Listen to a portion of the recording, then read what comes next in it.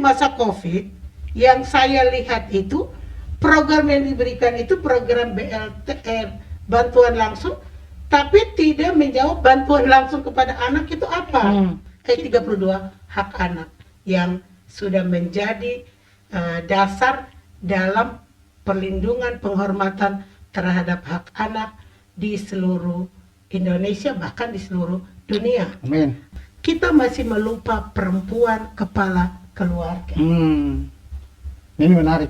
Perempuan kepala keluarga itu mereka paling menanggung beban berat. Luar biasa. Karena mereka tidak diperhitungkan sebagai kepala keluarga yang harus mendapat bantuan pemerintah. Siap.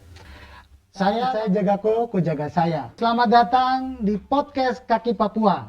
Saya Napoleon Fakdawer akan memandu kita dalam diskusi podcast dengan tema peran perempuan Papua di tengah pandemi COVID-19 di kota Manokwari. Kita bersama-sama berdiskusi, berbicara untuk maksud dan tujuan yang baik. Ini menarik sekali, 2-3 tahun terakhir ini COVID-19 yang mewabah secara global di dunia, juga di Indonesia, dan khususnya di kota kita, rumah kita, kota Manokwari. Dan jujur memberikan dampak yang besar terhadap anak itu sendiri. Itu sebabnya podcast kita kali ini hadir 2 tokoh penting. Nah, kita akan masuk dalam perkenalan. Ada beberapa hal yang saya ingin sampaikan bahwa kedua tokoh ini adalah tokoh yang fenomenal di Papua Barat. Dan saya pikir momentum ini kita akan memanfaatkan untuk diskusi lebih banyak dan berbicara lebih banyak bagaimana peran perempuan itu sendiri terhadap anak di tengah-tengah COVID-19 di Manokwari.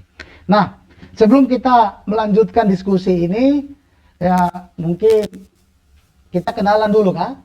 Mungkin bisa perkenalan singkat saja dan nama dan keterlibatan terakhir di mana supaya pendengar semua bisa mendengar dan mengerti siapa tokoh yang hadir hari ini. Saya namanya Yuliana Numberi, alumni dari Kajian Gender Universitas Indonesia. Tetap optimis bekerja pada isu perempuan dan anak, tenaga ahli pada Yayasan Mitra Perempuan Papua, Ketua Forum Perempuan Peduli Pelayanan Publik, Ombudsman Perwakilan RI Papua Barat. Tapi dengar-dengar kakak ini juga yang mengusulkan tentang kota layak anak di kota Manokwari. Kira-kira pertanyaannya gimana itu tentang kota layak anak waktu diusulkan pertama kali di kota Manokwari? Bisa cerita sedikit untuk kita?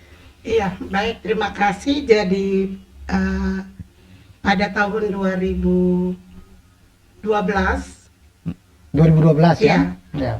Kementerian Pemberdayaan Perempuan menjadikan Papua Barat untuk mendapatkan prioritas dalam pengembangan kota layak anak, dan saya saat itu sebagai Kepala Pemberdayaan Perempuan, jadi saya dikasih kepercayaan untuk pengembangan KLA satu-satunya di Provinsi Papua dan itu dari Papua kementerian Barat. Ya? Dari kementerian. Ya, lanjut. Dan pilot project kami bekerja sama dengan UNICEF. Oh, ya, Jadi lanjut. kami sudah bekerja sama dengan UNICEF untuk pengembangan kota layak anak, dan pada saat itu saya menjadikan 2 wilayah untuk pengembangan kota layak anak, yaitu wilayah Manokwari Utara, karena saya melihat masyarakat asli Papua ada 98%. Oh, di Pantura itu? Pantura. 98%. Orang asli Papua, jadi saya bentuk satu di situ. Ya. Dan saya bentuk satu di Pravi. Ya. Di sana, di mana itu mereka adalah kelompok yang heterogen. Ya. Jadi ada berbagai suku Suku etnis yang ada di sana. Kenapa saya coba membuat konsep pengembangan KLA dari 2 wilayah ini, sehingga saya mau melihat dalam pengembangan KLA itu mana yang cepat, Ya. yang cepat untuk melakukan perlindungan terhadap hak asasi manusia anak. Kemudian saya mengajak teman-teman di di distrik Manokwari Utara, kami studi banding ke Solo. Oh, sampai ke tempatnya Pak Jokowi, Pak Jokowi, pengembangan KLA. luar biasa. Tapi kami coba mendorong waktu masa jabatannya Bapak Salabai, kami bisa beraktivitas, ada kegiatan, jadi ada beberapa bantuan yang kami buat untuk masyarakat di sana, sampai berikan akte kelahiran gratis bagi anak. Luar biasa. Kemudian kami menikahkan para orang tua yang mereka tidak menikah secara hukum, sehingga hak anak itu kami penuhi. Namun 2016 pengembangan KLA itu tidak berlanjut sampai hari ini. Problem kita hari ini adalah, ini menarik ini. yang pertama, kita tidak punya data terpilah anak. Itu kita harus akui jujur. Iya. Tidak ada data terpilah anak secara baik yang kita miliki di kabupaten maupun provinsi Papua Barat. Alasannya apa itu, Bu? Karena pendataan yang tidak dilakukan dengan baik. Yang kedua, kita tidak tahu isu anak itu apa. Iya. Sehingga kita tidak tahu dalam COVID-19 menjawab isu anak itu seperti apa yang harus kita lakukan. Iya. Itu tidak dilakukan. Isu anak itu kan banyak. Iya.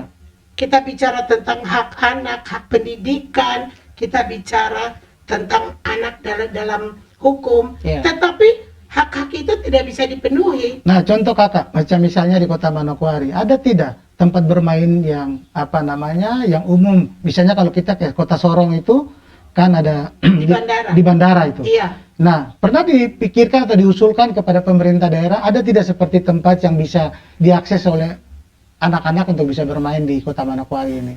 Jadi kami ada punya konsep. Saya dengan Bapak Robert Hammer, Kepala Biro Hukum Provinsi Papua Barat, kami punya konsep. Kami waktu itu presentasi di Turki. Jadi ini sampai ke luar negeri nih? Saya studi banding di sana, luar biasa. belajar tentang Playground Association. Kami pertemuan Playground Association. Kami belajar taman bermain anak. Kami sudah rancang waktu itu di Gunung Meja. Di mana kami ingin supaya kearifan lokal itu dijaga.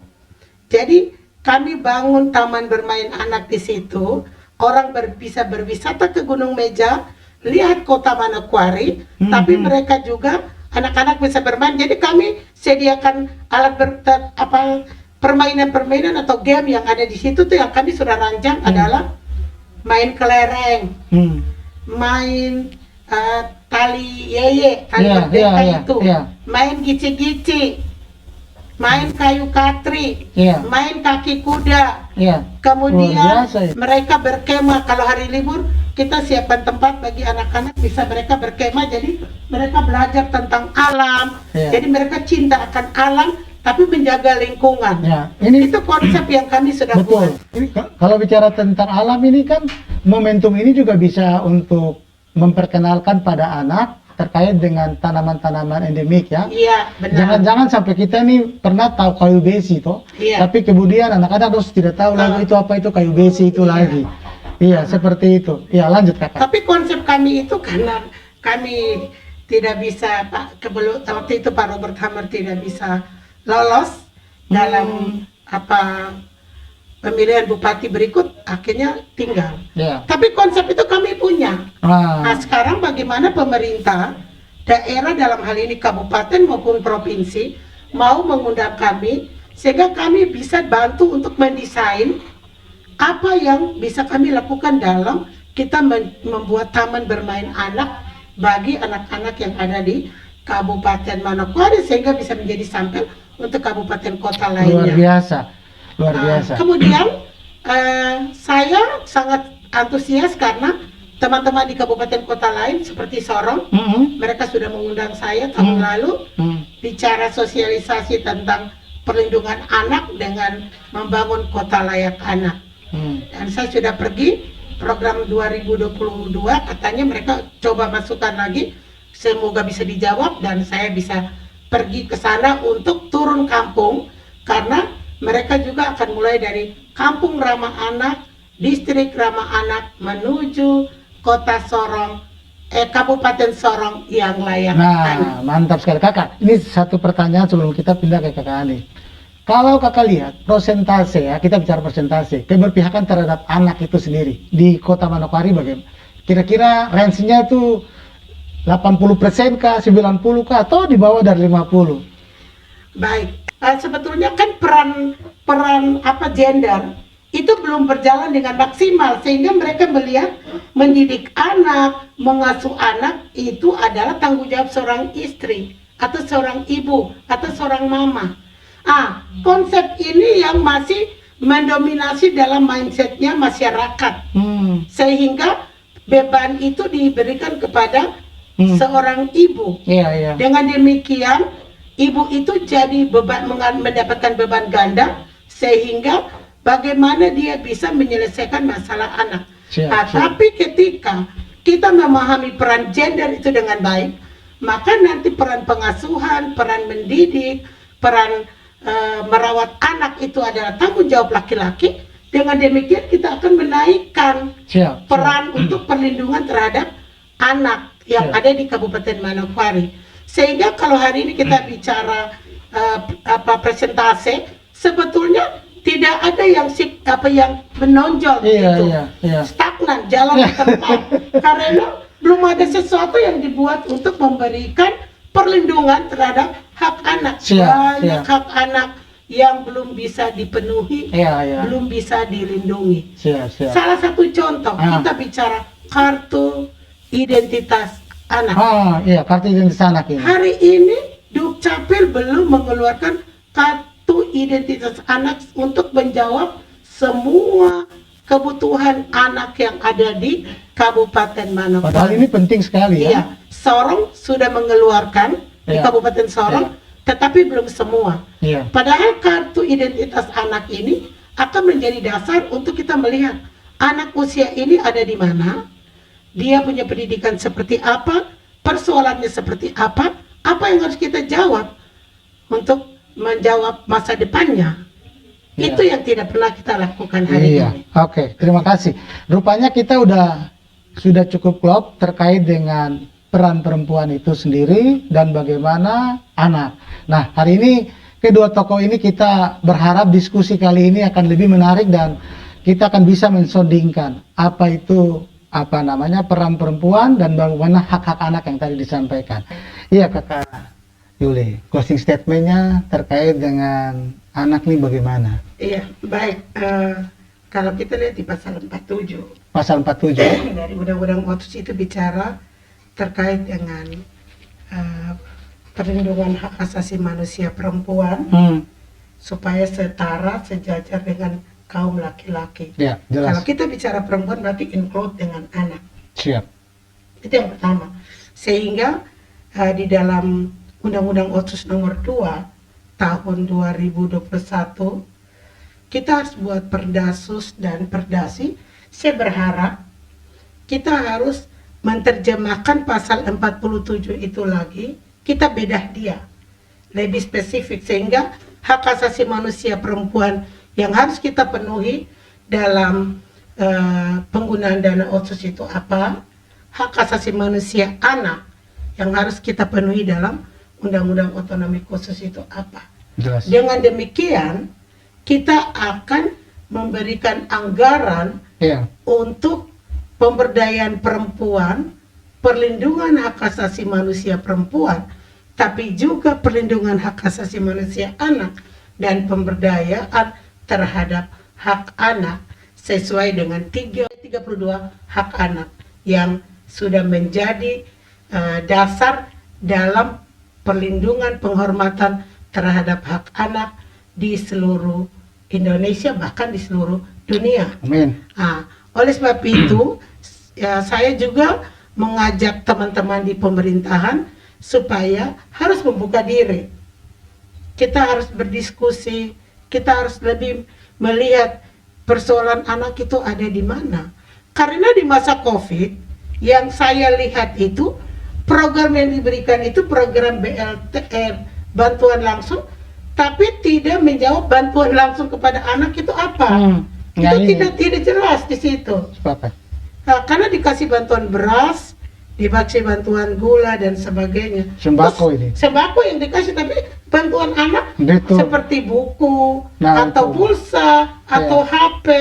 Iya. Apalagi kalau mereka saat itu belajar Betul, di betul. online. Betul. Yang jadi sasaran adalah mama-mamanya, orang tua perempuan. Nah, yang berikut, kita masih melupa perempuan kepala keluarga. Ini menarik. Perempuan kepala keluarga itu mereka paling menanggung beban berat Luar biasa. karena mereka tidak diperhitungkan sebagai kepala keluarga yang harus mendapat bantuan pemerintah. Siap. Maka Otsus di tahun 20 tahun ke depan, Ya. saya berharap harus pemerintah daerah di Provinsi Papua Barat juga menghitung kepala keluarga perempuan. Karena di situ mereka punya tanggung jawab, beban yang mereka harus Iya. jalani. Makanya kalau saya selalu bilang, sebetulnya yang hebat itu bukan kami, perempuan kepala keluarga yang hebat. Karena Betul. mereka punya tanggung jawab Iya. dalam dua peran sebagai bapak, peran sebagai ibu. Dia bilang single parent Iya, kayaknya. single parent. Tapi mereka punya beban Betul. terhadap masa Sepakat. depan anak-anak. Dan terbukti perempuan-perempuan yang jadi kepala keluarga, mereka mampu memberikan pendidikan yang baik bagi anak-anak Siap. mereka. Oke. Jadi saya berharap mari kita membuka diri, kita coba untuk menyusun perdasus dan perdasi yang lebih melihat pada hak perempuan dan anak Siap. di tahun 2022. sampai 2004. Amin. Iya. Saya mau tanya ke Kakak Yuli terkait dengan apa yang tadi disinggung tentang panti asuhan untuk anak. Kalau kita bicara tentang dampak daripada COVID terhadap masyarakat, khususnya perempuan atau orang tua yang banyak meninggal yang tadi disampaikan, tentu kan nanti banyak anak yang yatim dan piatu kan. Nah, Kakak ada lihat tidak komitmen pemerintah atau apa yang Kakak lihat sekarang ini, sudah ada tidak panti asuhan untuk menampung anak-anak yang berdampak COVID? Ya sebelum COVID saja sudah banyak begitu anak-anak yang yatim piatu. Bagaimana sudah COVID itu sendiri Kakak lihat? Ya baik. Sebetulnya kalau kita lihat yang saya pernah kunjungi di SP6, SP6 ya? itu ada seorang ibu yang dia merawat anak-anak yang mereka hamil, mereka hadir karena pernikahan yang tidak sah atau perempuan yang dihamili tanpa tanggung jawab. Iya. Itu kami kunjungan ke sana Di SP6 ini. di SP6. Kemudian ada panti asuhan yang punya yayasan dari Muslim, dari Islam. Iya. Tapi itu belum bisa menjawab persoalan. Masalahnya adalah anak-anak yang di dalam kota ini, mereka banyak yang dititipkan pada orang tua dan mereka itu tidak mendapatkan perhatian, kasih sayang yang sesungguhnya, sehingga mereka jadi terlibat dalam menghirup aibon, menjual ganja dan sebagainya. Iya. Saya ada punya penelitian kecil dan saya sudah sampaikan kepada dinas teknis sehingga kami bisa masukkan sebagai bahan untuk mendorong bagaimana kita membangun rumah untuk anak-anak yang terlantar, atau kita bikin rumah aman bagi anak-anak yang dampak daripada COVID ini. itu. Kemudian saya lihat Kabupaten Manokwari sendiri kami punya P2 TP2A. Iya, P2 TP2A. Sudah dibentuk bangunannya, sudah dibangun bangunannya. Oh, secara fisik sudah ada bangunan. Sudah fisiknya sudah ada, tetapi struktur organisasinya belum ada karena belum disahkan dan belum ada anggarannya. Waduh. Jadi cuma ingin menjawab apa yang menjadi rencana pemerintah pusat melalui Kementerian KPPA, tapi dalam implementasi menjawab dalam perencanaan anggaran di daerah itu belum bisa maksimal. Siap. Gitu. Sehingga tempat itu menjadi mubasir, artinya dibangun tinggal aja. Pemberdayaan perempuan sendiri kami sudah coba, yang provinsi bicara dengan saya, mereka ajukan belum dijawab. Mudah-mudahan di tahun 2022 ini bisa dijawab. Siap. Tapi di sisi yang lain, dinas teknis yang lain mengatakan bahwa rumah aman belum bisa ada di Manokwari karena belum bisa dibutuhkan. Kenapa? Ini kan ide yang berbeda Iya, antara iya. dinas sosial dengan pemberdayaan perempuan.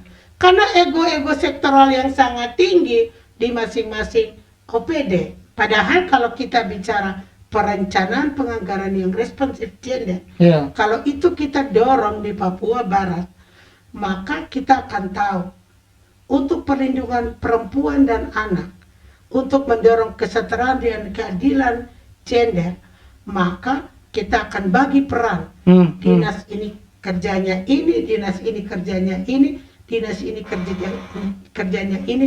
Jadi ada kolaborasi dalam program kegiatan dan Siap, anggaran. Kakak. Siap. Makanya kalau kita bicara Papua Barat salah satu provinsi yang belum bisa membangun pembangunan yang responsif gender sampai hari ini. Kementerian KPPA selalu meminta supaya